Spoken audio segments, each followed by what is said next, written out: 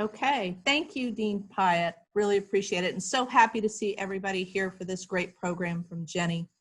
So welcome to our first virtual fall program being offered by Special Collections at ZSR Library. I do want to note we have other upcoming events this fall, and so I want you to mark your calendars. The first is October 13th, again at 5:30, for an introduction to rare books by our rare books curator, Megan Mulder.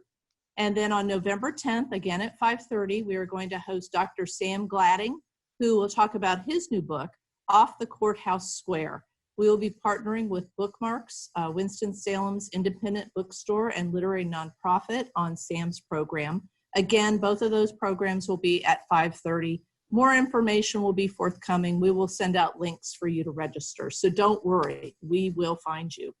But finally, I want to tell you that we are working on a very special event for early December where we will be featuring Dr. Ed Wilson.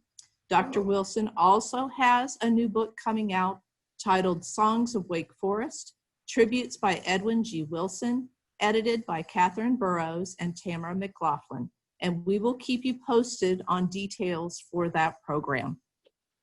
Today, however, we are partnering with the Wake Forest Historical Museum, thank you Ed and Sarah, located in Wake Forest, North Carolina, to present today's speaker, Jenny Robinson Puckett.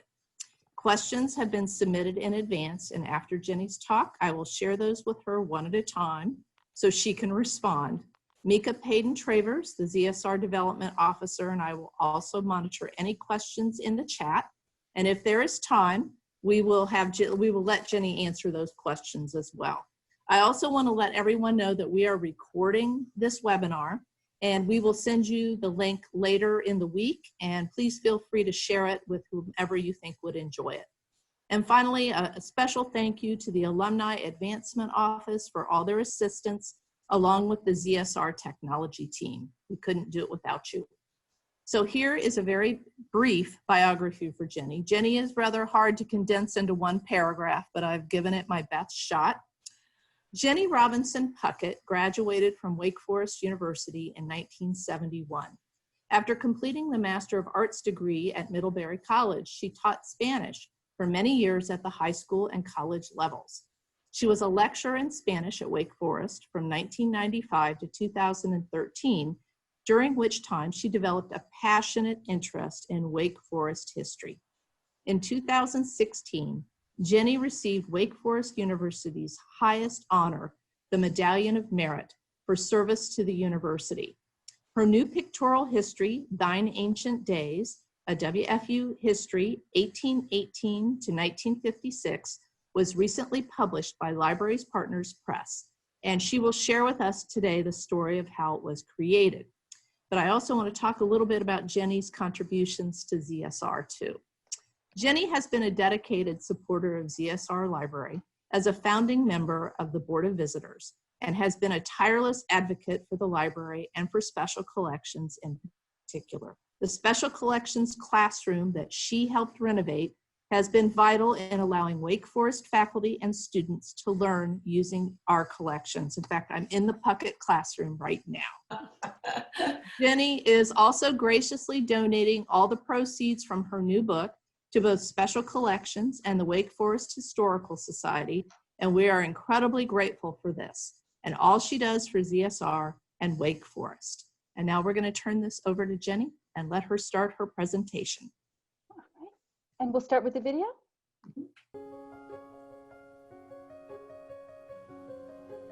This was the country of our hearts. Ed Wilson, class of 1943, spoke those words in 1984. He was remembering how it felt when his alma mater, Wake Forest College, left its birthplace campus, which was already 122 years old, to move to its new home in Winston-Salem, North Carolina. That story is one of many deserving to be told about how Wake Forest has developed for almost 2 centuries.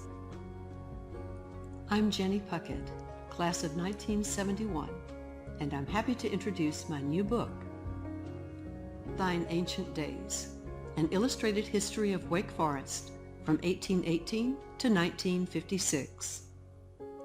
It is a coffee table book and the stories that you will read are illustrated with many original images.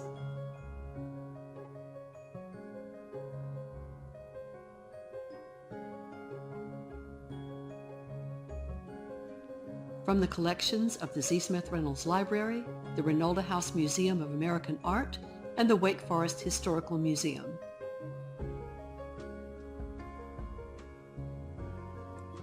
In the pages of Thine Ancient Days, you will read about and see the stories of a place that has always been intensely human. Changes and challenges, triumphs and failures, people from all walks of life, and events that were sometimes larger than life.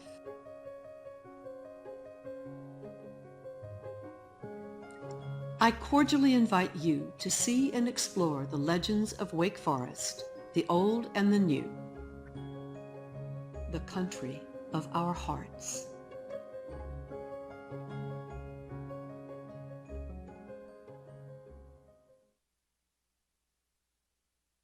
Well, thank you so very much, Tanya and Tim and everyone for that lovely introduction.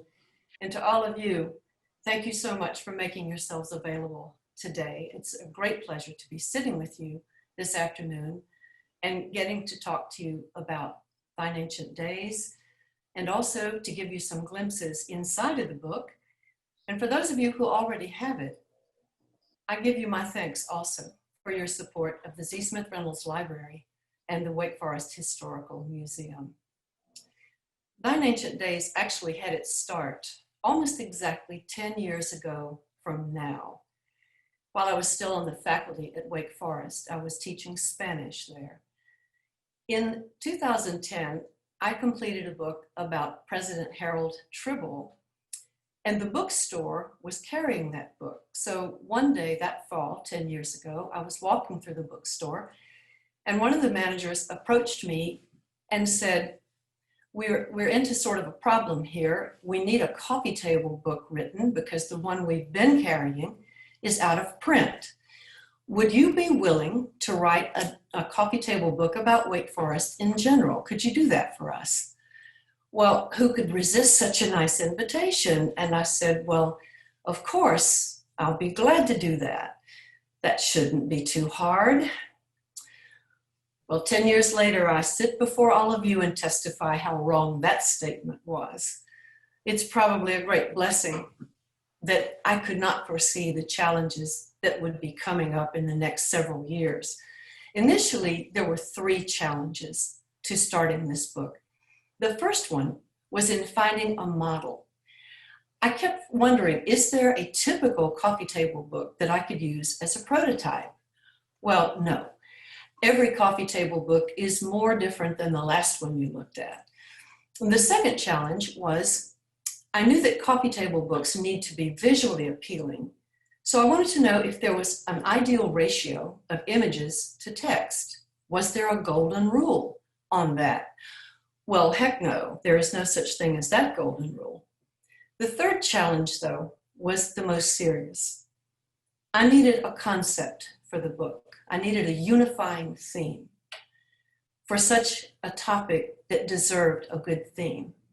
I knew that I needed something of significant simplicity, something memorable and resonant and patterned, so that different generations of Wake Foresters could relate to it. Right about that time, fortunately, in my house, I still had a lot of materials that had been loaned to me by Betty Mae Tribble Barnett. She had loaned me those things while I was working on the book about her father. In looking through those materials, I came across a bound collection of essays written by the Wake Forest faculty in 1951. In 1951, the Reynolda campus was still under construction, and the move was 5 years away. So Dr. Tribble had asked the faculty to write down for him what they believed were the most important things that must be preserved and taken from the Wake County campus to the new campus in Forsyth County.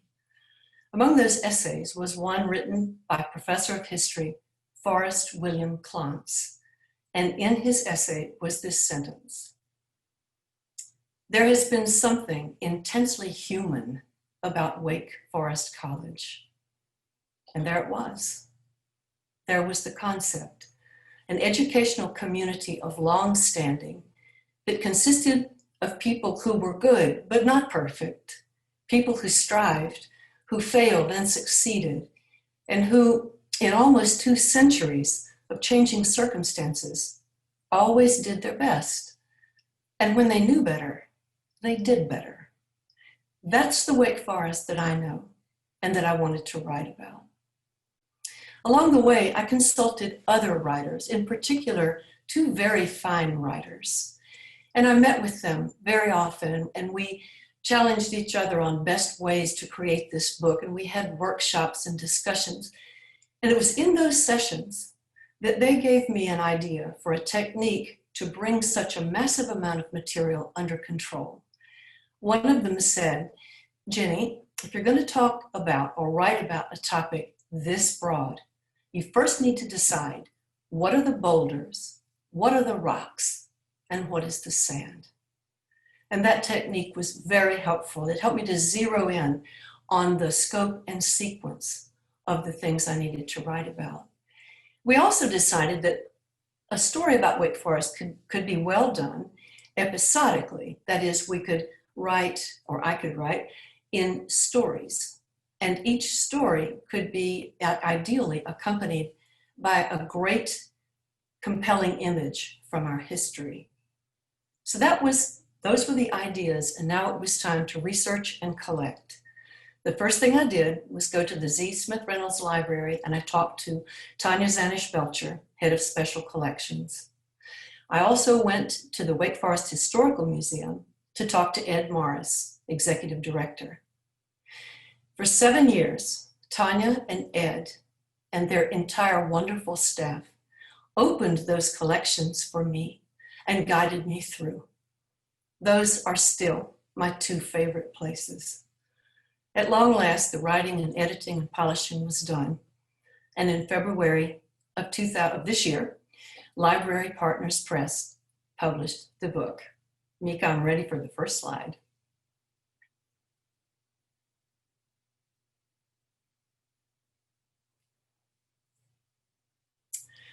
Now, one of the greatest joys of researching, and don't let anyone ever tell you researching is dull, the best thing about it is getting to look at artifacts. Our museum and library have so many wonderful things to look at that it quickly became a problem of how to narrow down a number that would fit into one book. I thought you might like to see some of my favorite artifacts.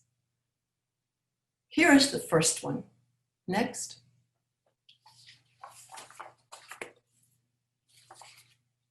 Next slide, Mika. There we go. This is Ed Wilson's registration card for military service, which he filled out in 1942 at the age of 19.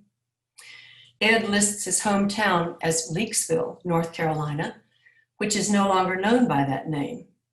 Leakesville is now a part of the Tri-Cities of Rockingham County, along with the other towns of Spray and Draper. A year after filling out this card, Ed enlisted in the Navy after graduation in 1943. Incidentally, our own Carrie King wrote a wonderful article about Ed's career in the Navy that I highly recommend to you. The article is called "The Rocket's Red Glare, the Bombs Bursting in Air," and you can find it on our Wake Forest Magazine website. Ed Wilson is the inspiration for my book, and the book is dedicated to him and to all who love the old gold and black. In the book, Ed has the first and the last words. He wrote the foreword and the afterword. You will love reading his words, and when you do, you will remember all over again why he is cherished by so many people. Another favorite artifact is the next one. This is a small leather-bound journal, or ledger as it turned out. that was donated to the Wake Forest Historical Museum in the fall of 2013. On the left, you see the names of the very first young men to enroll in 1834 at the Wake Forest Institute of Manual Labor. On the right-hand page, you see that their residence is listed as their home county, not town, and it shows their paid tuition of $30. Now, school legend and some written histories held for many years that the first student to enroll was John Crenshaw. Ironically, one of Crenshaw's own descendants inherited this book, and upon opening, we discover that there is a name written above Crenshaw's name, Calvin Shaw. Whether or not Shaw's name was added later will just remain a mystery. The period of research contained a lot of surprises for me, and one of those surprises was that I had some incorrect assumptions in my head, but they didn't last long. For example, the first myth that was exploded for me was my belief that a long-standing all-male student body would naturally create an unwelcoming or a hostile or a condescending environment for any female students that they might find in their midst. Next slide.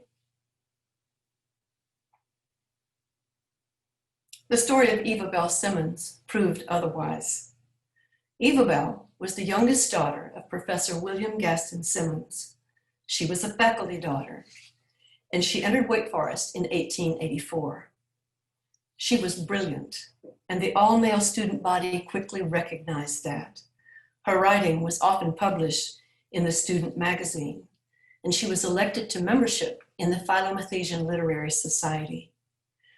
When the time came for her to graduate in 1888, because she was a female, she was not awarded a degree, because at that time there were no provisions to give diplomas to women. Her classmates were seeing this unpleasant reality for the very first time, and they rebelled against it.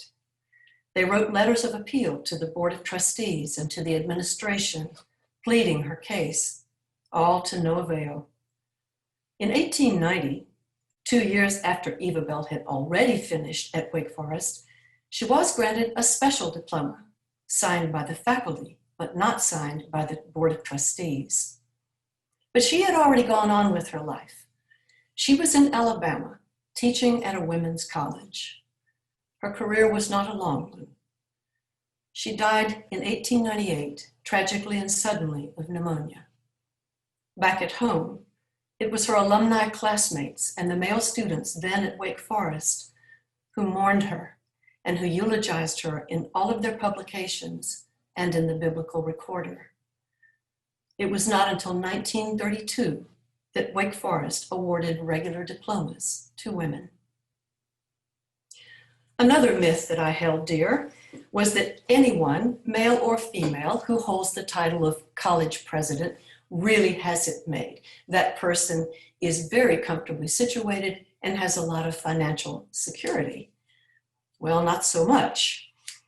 Wake Forest has had a total of 13 presidents, and I can confidently assert that the first 9 of those 13 lived very plainly and experienced more than their share of financial insecurities because their fortunes were tied to the fortunes of the college. And of course, that was always going up and down. Next slide. This is Samuel Waite's bank book. It is empty. The first 5 presidents of Wake Forest were Baptist ministers of very modest means. In fact, up until the middle of the 20th century, Wake Forest itself was of very modest means, and the entire college community lived very plainly. For example, in 1894, during the first year of our School of Law, the founding dean, Needham Yancey Gully, reported to the trustees that he had made that year a grand total of $240. That is, $20 for each one of the 12 students in that class. And there are many stories like that.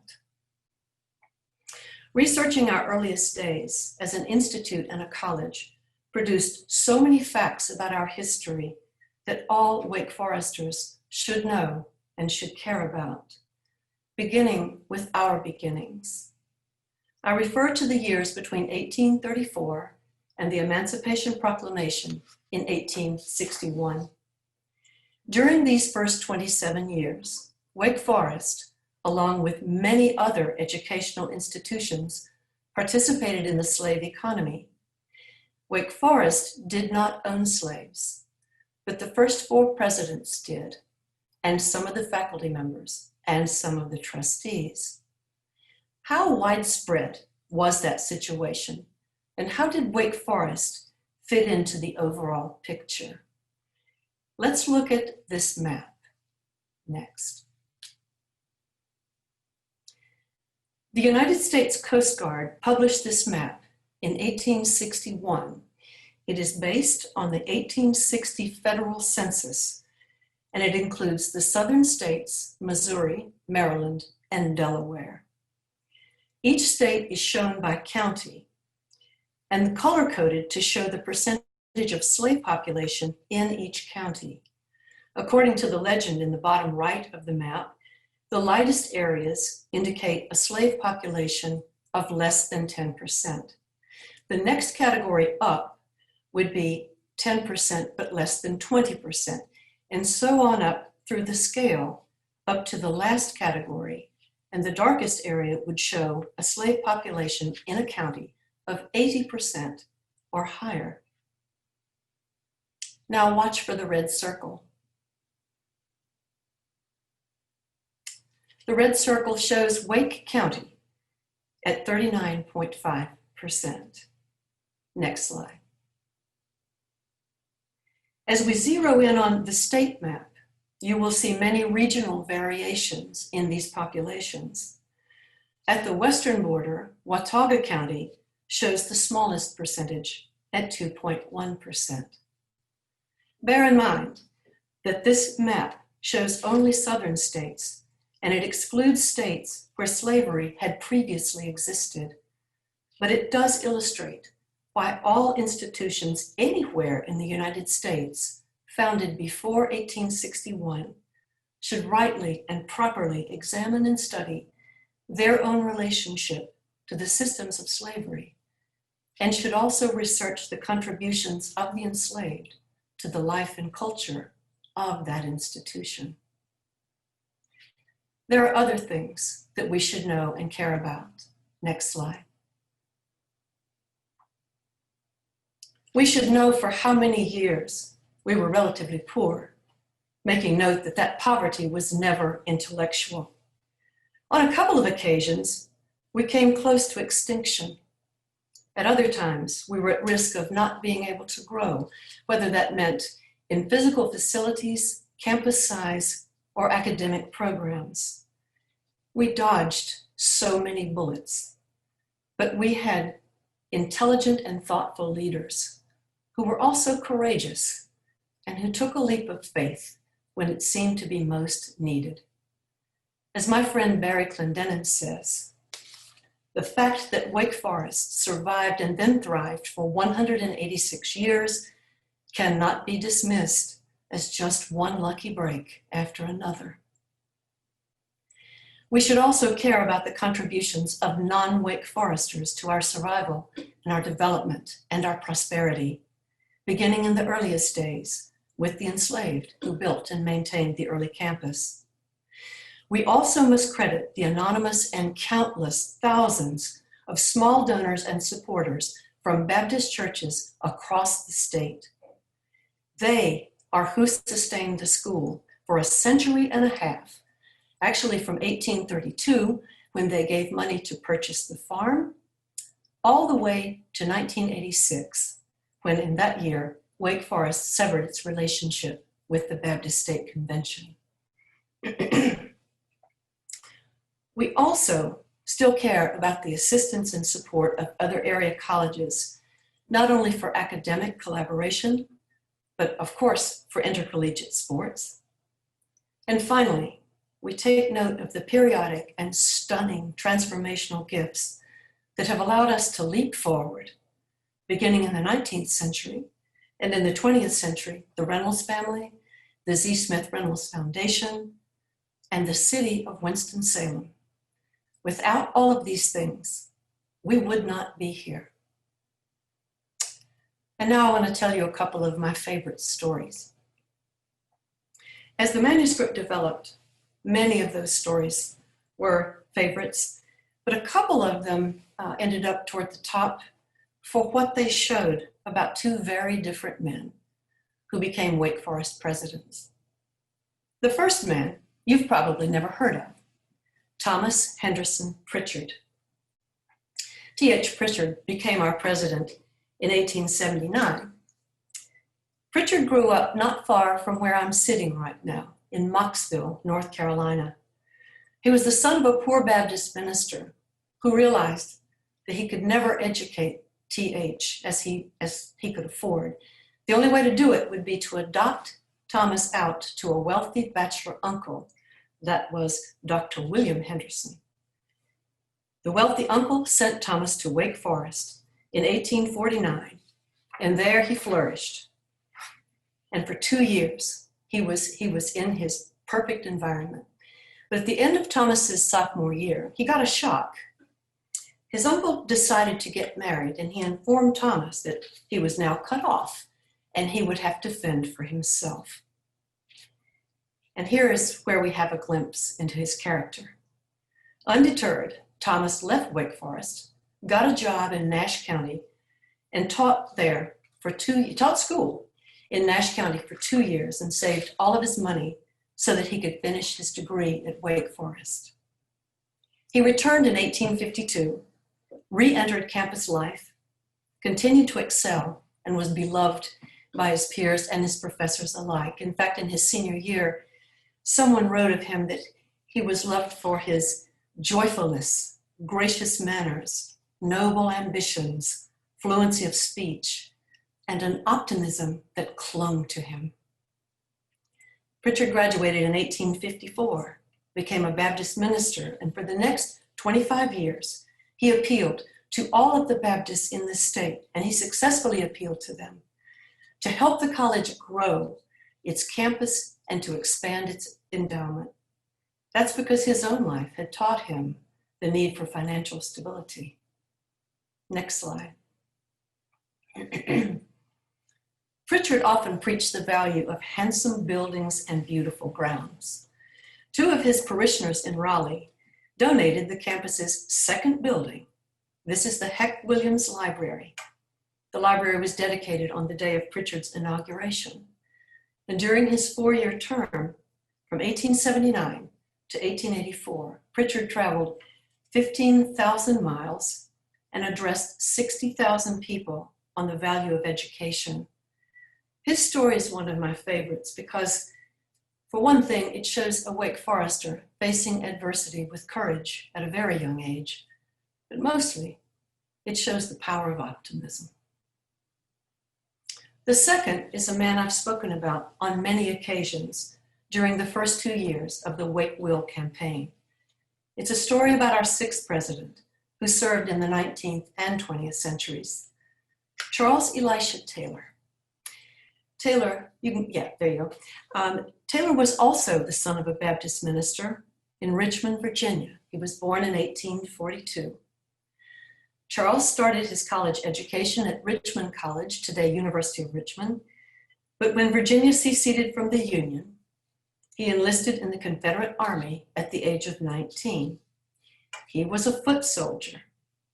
Within 6 months, he was severely wounded in battle, and after a period of recuperation, he went back into the field as a member of the Signal Corps. His job was to pass coded messages through the lines using signal flags or semaphore flags, as they were called then.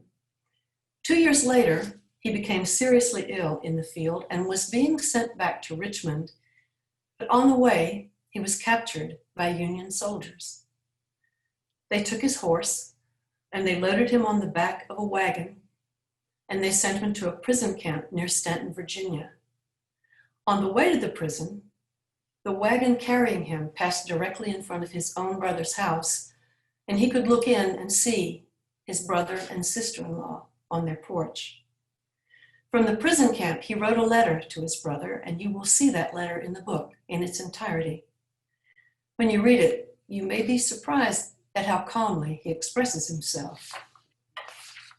Taylor survived the war, and he went back to Virginia, completed his education, and then became a faculty member at Wake Forest in 1870, in the very difficult period of Reconstruction.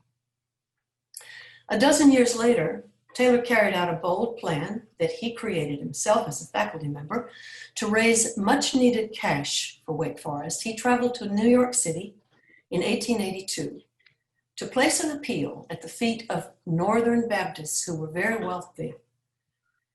He only got to communicate with one of them. Taylor struck gold by persuading Jabez Abel Bostwick to come to the aid of Wake Forest. Beginning the next year, in 1883, and from then until 1891, Bostwick's gifts started scholarship funds and more than doubled the endowment. It was during this period that Taylor became the 6th president in 1884. Next slide. And here was a turning point. It was during Taylor's term that the seeds were planted for our college to become a university. Charles Taylor established our first 2 professional schools, the School of Law in 1894 and the School of Medicine in 1902. But just as importantly, it was Charles Taylor's love of orderliness and beauty in landscape that started a tradition that I think today touches us the most. Next slide. In the first year of his presidency, Taylor hired Tom Jeffries. Jeffries was a former slave who had left his home in Bluestone Township, Virginia, and had walked all the way from there to Wake Forest, North Carolina, and he had made his home there. Everyone knew that Tom Jeffries could do anything and do it well. So Charles Taylor chose him to carry out a plan to beautify the campus. In the next year, between 1885 and 1886, Tom Jeffries planted 100 maples, 100 evergreens, 1,000 flowering shrubs and roses, and 200 magnolias. It wasn't long before the Wake Forest campus was being called the most beautiful park in all of North Carolina. This picture of him you're seeing is from the commencement bulletin of 1908. Next slide. Taylor's presidency ended in 1905. Here you see him with his successor, William Lewis Petit. Poteet was the first Wake Forest president who was not a Baptist minister. I like Charles Taylor's story so much because it shows how very broad the panorama of one life can be and how much ways of living and thinking can change. So that's an overview of Thine Ancient Days, first edition. If there are any questions, I would be happy to entertain them. So we did receive some questions in advance, which I'm going to ask Jenny now, but if you have other questions to ask, we may be able to get to them, so just put them in the chat.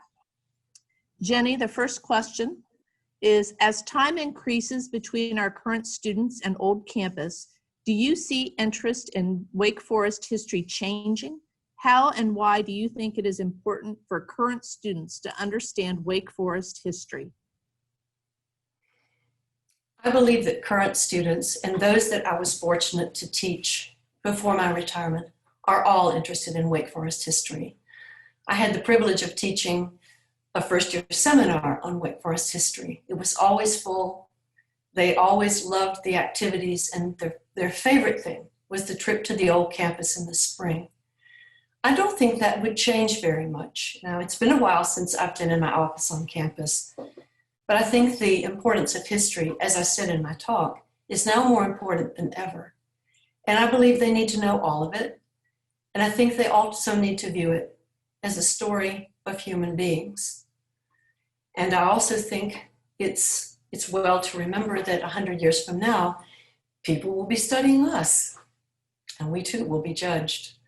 So I think the interest in history is always there. All right, I'm going to go with a related question now, and because I have a vested interest in the answer. If people are collecting their items, their memories, their stories for today, what do you think a researcher would want to see in 100 years? I think that anything handwritten telling a personal story will always be valued and appreciated. And other things that aren't even tangible, I hope and pray will be appreciated in 100 years also. For example, the Christmas Love Feast in Waite Chapel. However we convey that, let's do it. Let's make it certainly alive 100 years from now. Two artifacts that I would like to offer to future researchers are bowls made from trees that fell on the old campus. I would say objects of beauty and objects of great personal value, particularly those that are passed down from one family member to another family member, and that always carry a story, because that's what unites us all, is a good story. Agreed. Okay, this is a special question, and this is about Wake's new advisory committee on naming. And so the question is, that was formed by President Hatch. And the question for you, Jenny, is what is your opinion of changing historic names on the Renolda campus? Let me tell you what I'm for. Wake Forest belongs to everybody, not just to those who are on the campus now. It belongs in a very deep sense to thousands and thousands of Wake Forest alumni all over the country and all over the world. We are all stakeholders in our common history. So here's what I'm for. I trust and hope that the committee working on this issue will make their proceedings transparent and public, and that it will be open to questions, comments, concerns, and anything from anyone. Another thing that I'm for is the application of a solution to a similar problem, which we've already done and not that long ago. In 2003, a controversy arose over a plaque that sits outside of Tribble Hall. The plaque is a replica of a plaque on the old campus honoring Dr. Tom Jeffries, whom you saw in the presentation. The students didn't like the plaque because it did not mention his last name. And they did a very smart thing. They got together a group to study the situation and find out more. And it was a heterogeneous group. It had a faculty member or two, there was an administrator, there was a minister from the Divinity School, and students. And they worked on it for several months. In 2004, this committee announced their solution to the dilemma. The committee added a second plaque, a contextual plaque explaining the language differences and the cultural differences from one century to the next. The young lady was quoted in the Old Gold and Black. I wish I could recall her name, but she said, "I'm glad they kept the history. It was important to do that." She was right. All right, and back to some questions about the book. Can you describe your research process? Well, the research process involved certainly heavy use of special collections and archives, and also the Historical Museum. It also was compiled on backs of envelopes, recipe cards, the back page of a newspaper. Sometimes when inspiration hits, you aren't necessarily ready. So the research process was sometimes a little chaotic, but I could always bring it back into the roadway when I came to special collections or when I was at the museum. And so it became a matter of, again, searching for the boulders and the rocks and the sand. And it took 7 years, so I don't want to take 7 years to describe it, but it was basically an evolutionary process. Thank you. And we have a question from the chat. Why was Dr. Petit chosen as president? How long did he serve? Was he a professor of classical languages? And what did he accomplish as president? Dr. Petit was president from 1905 to 1920. Oh dear. He succeeded Charles Taylor. He was the president throughout the uproar of the First World War. He was a professor of biology, which was called natural science then. And he was actually continued in the classroom even as he was president. He was instrumental in working out the question when the controversies over evolution arose in the 1920s. Let's see, I believe he was president until 1930, but I'm embarrassed not to know that end point. Did I cover it? He was, I'm not certain I answered all of that question. He was also, Okay. he was a very devoted Baptist, and he wrote several very popular articles on what it meant to be a Christian. Okay, we've had several requests on how to purchase your book, and I think Mika's going to share that in the chat. A question from Walter: how do you see your new book fitting in with the more traditional history books of Wake Forest? And what is your view on the relationship between different ways of telling the stories of Wake Forest? Well, I'm personally very glad that there are many different ways of telling the story. Otherwise, I wouldn't have had an opening to do my book. Traditional histories, they all have their value.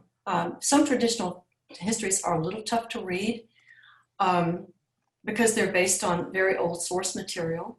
Newer histories go back to that source material, but sometimes tell it in a little bit more clear fashion. I don't know where my book fits. I think that remains to be seen. I hope it will fit somewhere. I will say candidly, I am not a credentialed historian, but I am interested in the history and I loved researching it. And then there's another question about Dr. Petit, the first president, not a Baptist preacher, but on the books or in the public perception? No, he was actually not an ordained Baptist minister. He was a faithful Baptist who taught Sunday school every single Sunday for decades and decades, but he was not by profession a minister. And then we also kind of have a question. I think this would be interesting more broadly about the original campus and what is there now. And I responded that it's now the Baptist Southeastern Seminary, but Ed and Jenny, I don't know if you want to respond to this question about what is going on with the original campus right now. That would be a question for Ed, I believe. Okay, well, the original campus is the campus of Southeastern Baptist Theological Seminary. It's a vibrant and growing campus. They are very interested in their history, which is our history. The buildings are beautifully maintained. It looks very much the way it did the day Wake Forest moved away in May of 1956. And although they're quite conservative, they are very much open to Wake Forest. They throw their doors open for us anytime we need to use their facilities for college events. They welcome us taking students through their campus, and they have worked with us on a number of projects, one of which was doing an archaeological survey of the campus, which was supposed to have taken place this summer. Unfortunately, COVID-19 got in the way of that. I could go on, but I think that's probably more than people really wanted to know. Thank you, appreciated Ed. it, Ed. I thought that was great. Are there other questions that people would like to ask Jenny? This is your big chance.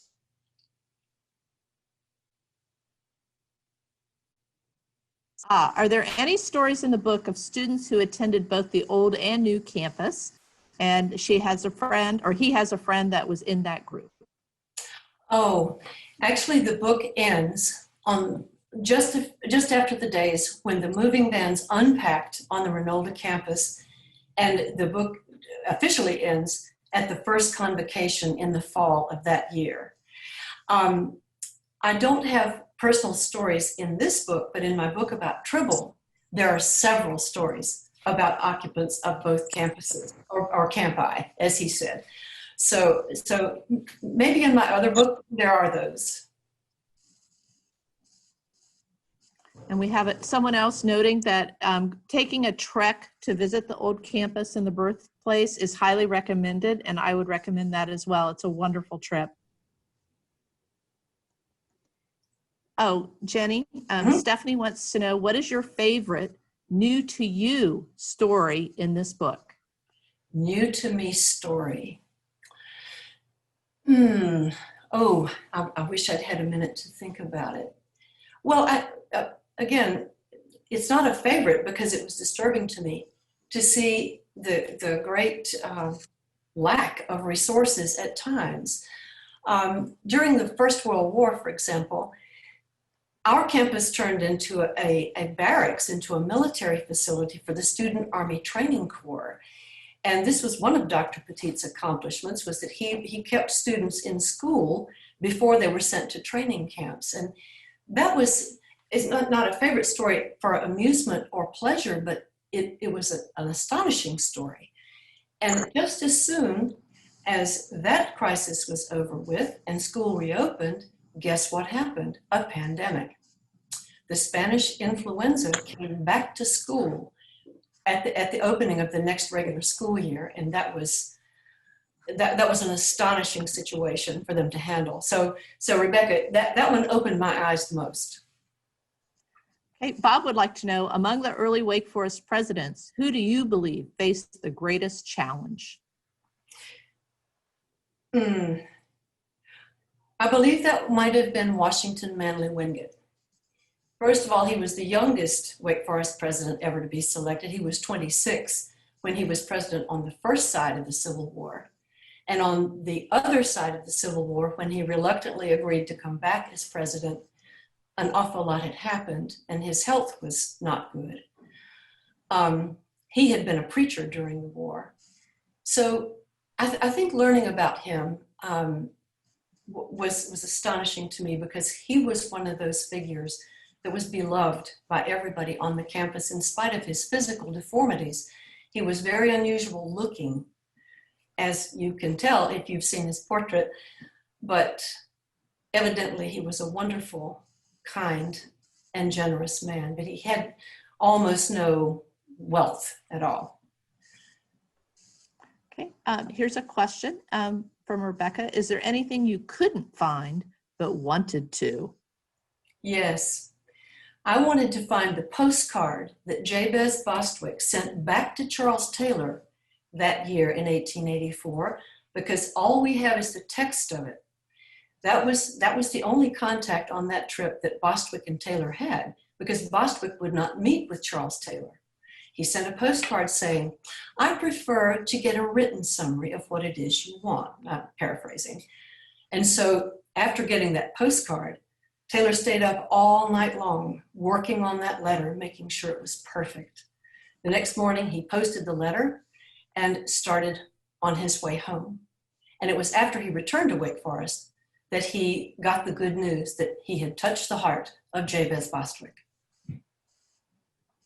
And then we have a question, I think I can answer this, and Ed can correct me when I'm wrong. Did the school close during the Civil War? Basically, yes. All the students left. So Wake Forest closed in 1862, but reopened in 1865. Or maybe we could say January of 1866 would be the first reopening session. That's fair. Right.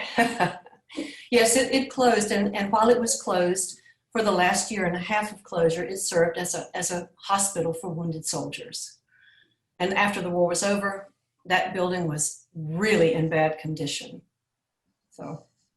Okay, and here's a question about Dr. Petit's position on evolution and how was he involved in the debate? He was involved, as were many people at that time. Dr. Petit taught classes, summer school classes on evolution. Speakers were brought to the Wake Forest campus to speak on, I'm sorry, are we talking evolution? I lost my train of thought. Yes, it was evolution. Yes.